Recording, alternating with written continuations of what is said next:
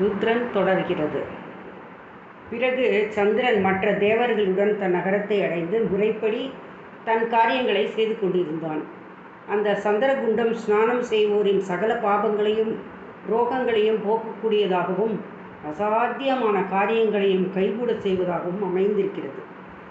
பிரபாச கஷேத்திரத்திற்கு பிரதட்சணம் செய்தால் உலகை வலம் வந்த பயன் கிடைக்கும். பிராயச்சித்தங்களால் ஒழியாத குஷ்டம் முதலிய ரோகங்கள் எல்லாம் அங்கு ஸ்நானம் செய்து 6 மாதம் சிவ தரிசனம் செய்தால் ஒழிந்துவிடும். விரும்பிய காரியங்கள் யாவும் விரும்பிய வண்ணம் கைகூடும்.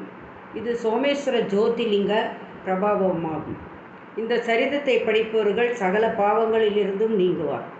இனி முன்பு சொன்ன மல்லிகார்ஜுன லிங்க மகான்மியத்தை சொல்கிறேன். முன்பு சுப்பிரமணிய கடவுள் உலகை வலம் வருவதற்கு முன்பே கணபதி திருமணம் செய்து கொண்டிருப்பதை கண்டு ஒன்றும் சொல்லாமல் கிரௌஞ்சகிரியை அடைந்து சுப்பிரமணியர் பிரம்மச்சாரியாக எழுந்தருளியிருந்தார். பார்வதி மனம் தாழாமல் வருந்தினாள். சிவபெருமான் தேவர்கள் சிலரை அனுப்பி முருகப்பெருமானை அழைத்து வரும்படி அனுப்ப அவர்கள் அழைத்து முருகன் வராமல் மறுத்துவிட்டதை அவர்கள் சிவபெருமானிடம் தெரிவித்தனர். உடனே சிவபெருமானும் பார்வதியும் முருகன் இருக்கும் இடத்திலேயே நாமும் வசிப்போம் என்று அங்கு சென்று சமீபிக்க முருகக் கடவுளும் அவர்களுக்கு 3 யோசனை தூரத்திலேயே நின்றார். அங்கு சிவபெருமானுக்கு மல்லிகார்ஜுனேஸ்வரர் என்ற பெயர் வழங்கலாயிற்று. அந்த தலமானது தரிசித்தவர்களுடைய பாவங்களை எல்லாம் ஒழித்து பிறவி துயரையும் ஒழித்து தனதானியாதி சகல சம்பத்துக்களையும் கொடுக்கத்தக்கது. சுவாமி வேதவியாச மகரிஷியால் யாவற்றையும் உணர்ந்த தாங்கள் சொல்லிய விஷயங்களால் நாங்கள் திருப்தி அடையவில்லை. ஜோதிலிங்கங்களின் சரிதங்களை நாங்கள் மேலும் கேட்க விரும்புகிறோம் என்றார்கள் நைமிச்சாரியண்ய முனிவர்கள். அதனால் சூதமுனிவர் கூறலானார், உயிரினங்கள் யாவற்றுக்கும் முக்தி அளிக்கத்தக்க ஷிப்ரா நதி தீரத்தில் அவந்திகாபுரி என்ற ஊர் ஒன்று உண்டு. அங்கு வேத அத்தியனமும் வைதீக கர்மங்களும் சிவபூஜையும் செய்யும் வேத பிரியன் என்ற வேதியன் ஒருவன் நற்கர்ம வசத்தால் உயர் பதவியை அடைந்தான். அவனுக்கு தேவப்பிரியன், வேதன், சுவீரதன், தர்மபாத்தி என்ற பிள்ளைகள் இருந்தார்கள். அவர்கள் காலம் தவறாமல் சிவபூஜை செய்வதிலும் தம்மை அடுத்தவருக்கு தர்ம மார்க்கத்தை போதிப்பதிலும் தந்தையைப் போலவும் அவரை விட சிறந்தும் வளர்பிறை சந்திரனைப் போல விளங்கினார்கள். இவர்கள் பழக்கி வந்ததால் அந்த ஊர் முழுவதும் பிரம்ம தேஜஸுடன் திகழ்ந்தது. அப்போது ரத்னமாலா என்ற பர்வதத்தில் தூஷணன் என்ற தைத்திய அரசன் ஒருவன் இருந்தான். அவன் மகா பராக்கிரமசாலியாக திகழ்ந்தான். பிரம்மதேவரிடம் வரம் பெற்ற அவன் தர்ம துவேஷியாகி அதர்ம வெறி கொண்டு ஜகத்தையே அலட்சியப்படுத்தி வந்தான். உலகத்தில் வேத ஆகமாதி மார்க்கங்களில் நடப்பவரை முயலை கொல்லும் சிங்கத்தைப் போல அழித்து புண்ணிய ஸ்தலங்களில் புகுந்து அங்குள்ள நல்லவர்களையும் பெரியோர்களையும் துன்புறுத்தி வந்தான். அவன் ஒரு நாள் தன் சேனைகளுடன் அவந்தி நகரை அடைந்து அங்கிருந்த வேதியர்களை நோக்கி, நீங்கள் ஏன் என் கட்டளைப்படி நடப்பதில்லை? தேவர்கள், அரசர்கள் முதலானோரை சுவாதீனப்படுத்திய எனக்கு நீங்கள் எம்மாத்திரம்? வேதியர்களே, நீங்கள் பிழைக்க வேண்டுமானால் சிவபூஜை, வேத மந்திர உச்சாடனம் முதலியவற்றை கைவிட்டுவிட்டு என் சொற்படியே நடக்க வேண்டும் என்று கூறினான். அங்கிருந்த வேதியர்கள் அவ்வரசனது கட்டளையை மதிக்காமல் திட பக்தியோடு சிவபூஜை செய்து சிவ தியானத்தில் அமர்ந்திருந்தார்கள். இவ்வாறு இருக்கும்போது அவ்வசுர மன்னனின் இருப்பிடமான ரத்னமாலா மலைச்சாரலில் உள்ள வேதியர்கள் மந்திரிகளால் பிடிக்கப்பட்டு துன்புறுத்தப்பட்டார்கள். அவர்கள் அவந்தியை அடைந்து அங்குள்ள வேதியர்களிடம் தங்கள் நிலைமையை சொல்லி முறையிட்டார்கள்.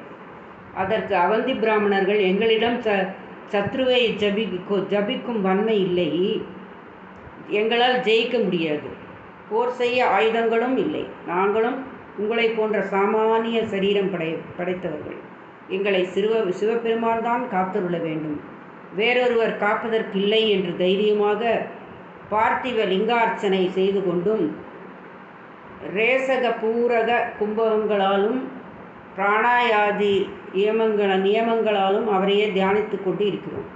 நீங்களும் இவ்வாறே செய்யுங்கள் என்று சொல்ல அவர்கள் யாவரும் சிவலிங்கார்ச்சனை செய்து கொண்டு இருந்தார்கள். அப்போது தூஷணன் மந்திரிகள் 4 அவரிடம் வந்து, இவர்களை பிடியுங்கள், அடியுங்கள், கட்டி வையுங்கள் என்று பயமுறுத்தினான். அவர்கள் தியான நிஷ்டையில் இருந்ததால் அவன் கூறியதை கேட்காமல் இருந்தார்கள். அப்போது சிவலிங்கார்ச்சனை செய்வதற்காக வேதியர்கள் பார்த்திவம் எடுத்த இடம் பெரும் குளமாக இருந்தது. அதிலிருந்து உக்ர சொரூபமான மகாகாளேஸ்வரர் தோன்றி அந்தணருக்கு வந்த அவஸ்தையைக் கண்டு ஊங்காரம் செய்யவே அசுரர்கள் சாம்பலானார்கள். ஓடிப்போனவர்கள் ஒளிய மற்றவர்கள் மாண்டார்கள். சூரிய உதயத்தால் இருள் ஒழிவது போல சிவதரிசனத்தால் தீயோர் யாவரும் ஒழிந்தார்கள். தேவர்கள் மலர் மாறி பொழிந்தனர். தேவ துந்துபிகள் முழங்கின. சிவபெருமான் தியானத்தில் இருந்த அந்தணர்களை பார்த்து, பிராமணர்களே, நீங்கள் எதற்கும் அஞ்ச வேண்டாம். தவத்தை கைவிடாமல் இருங்கள். உங்களுடைய வேண்டிய வரங்களை கேளுங்கள் என்றார். வேதியர்கள் அவரை வணங்கி, அடியேன்களுக்கு முக்தி அருளி லோக ரட்சணார்த்தமாக இங்கு எழுந்தருளி இருக்க வேண்டும் என்று வேண்டினார்கள். அதற்கிணங்க சிவபெருமான் பக்த பிரியராகிய அந்த குலத்திலேயே பிரசன்ன மூர்த்தமாக எழுந்தருளி இருந்து வேதியருக்கு முக்தியும் அளித்தார். அந்த குலம் 4 பக்கமும் ஒவ்வொரு குரோச அகலமுடையது. அப்பெருமான் மகாகாளேஸ்வரர் என புகழ் பெற்று விளங்கி வருகிறார். இவரை தரிசித்தால் கனவிலும் கூட துக்கம் வராது. இஷ்ட சித்திகள் கைகூடும். முனிவர்களே, நீங்கள் விரும்பியவாறு மகாகாளேஸ்வர ஜோதிலிங்க மகிமையை சொன்னேன். இனி ஓங்காரேஸ்வர ஜோதிர்லிங்க மகிமையை சொல்கிறேன் என்றார். ஒரு சமயத்தில் நாரத முனிவர் சகல உலகங்களிலும் சஞ்சாரம் செய்து கொண்டு கோகர்ண க்ஷேத்திரத்துக்கு வந்தார். அங்கு சிவ தரிசனம் செய்து கொண்டு விந்தியகிரியை அடைந்தார். விந்த மன்னன் அவரை வரவேற்று பூஜித்து உபசரித்தான். அவன் அரசவையில் நாரதர் வீற்றிருக்கும்போது விந்தன் நாரதரை பார்த்து, மகரிஷியே, நான் எல்லா வகையான இன்பங்களையும் அடைந்திருக்கிறேன். எனக்கு ஒன்றும் குறைவில்லை என்றான். அதனால் அவனை மானபாங்கம் செய்ய நாரதர் விரும்பி சென்று நெட்டுவிருப்பு விட்டார். விந்தன் நாரதரை நோக்கி, முனிவரே, நீர் பெருமூச்சு விட்டதற்கு என்ன காரணம்? என் பூஜையில் ஏதாவது குறையுண்டா என்று கேட்டார். அதற்கு நாரதர், உன்னிடத்தில் எல்லாமே அமைந்திருக்கின்றன. இருப்பினும் மேருமலை உன்னை விட பெரியதாயும் தேவர்களால் மதிக்கப்பட்டு அவர்கள் வசிக்கத்தக்கதாகவும் இருக்கிறது என்று சொல்லிவிட்டு அங்கிருந்து சென்று விட்டார். அதனால் விந்தமந்தன், நான் பிழைத்திருப்பதால் யாது பயன்? சிவாராதனை செய்து மேருவை ஜெயிப்பேன் என்று நிச்சயித்து கொண்டு ஓங்கார ரூபமான எந்திரம் ஒன்றை இயற்றி பார்த்திவலிங்க பூஜையை 6 மாதங்கள் வரை இடைவிடாமலும் இடம்பெயராமலும் செய்தான். அதனால் யோகியருக்கும் புலப்படாத சிவபெருமான் திவ்ய மங்களகராய் அவன் முன்னால் தோன்றி, உன் விருப்பம் யாது என்று கேட்டார். அதற்கு அவன், எல்லோரையும் விட உயர்வாக வளருவதற்கான சக்தியை எனக்கு தந்தருள வேண்டும் என்று கேட்டான். பிறருக்கு துன்பம் உண்டாக்கத்தக்க வரத்தை கொடுக்க கூடாதாயினும் அவன் செய்த அருந்தவத்துக்காக அவன் விரும்பிய வரத்தை சிவபெருமான் கொடுக்க முனைந்து, அவ்வாறே விருத்தி அடைக. ஆயினும் நீ இருமாப்பு அடைவாயானால் அந்த பேருருவம் எமது அடியாரால் சிறியதாக அடங்கும் என்று வரம் கொடுத்தார். அப்போது தேவர்களும் முனிவர்களும் அங்கே வந்து, மகேஸ்வரரே, தாங்கள் அவனுக்கு வரம் கொடுத்த பிரசாதமூர்த்தமாக இங்கு எழுந்தருளிக்க வேண்டும் என்று வேண்டினார்கள். பெருமானும் அவ்வாறே அமர்ந்து அருளினார். ஓங்கார யந்திரத்தில் சுயம்புலிங்க மூர்த்தம் ஒன்றும் அவன் பூஜித்த பார்த்திவலிங்க மூர்த்தம் ஒன்றும் அங்கு விளங்கும். அவற்றிற்கு ஓங்காரேஸ்வரம், அமரேஸ்வரம் என்ற பெயர்கள் வழங்குகின்றன. அம்மூர்த்தங்களை தேவர் முதலானோர் பூஜித்து பற்பல வரங்களை அடைந்தனர். ஆகையால் அந்த ஓங்காரேஸ்வரரை பூஜிப்பவர்கள் மாத்ரு கர்ப்பத்தை அடைய மாட்டார்கள். மனோபீஷ்டங்கள் யாவற்றையும் அடைவார்கள். இதுவே ஓங்காரேஸ்வர ஜோதிர்லிங்க மகாத்மியமாகும்.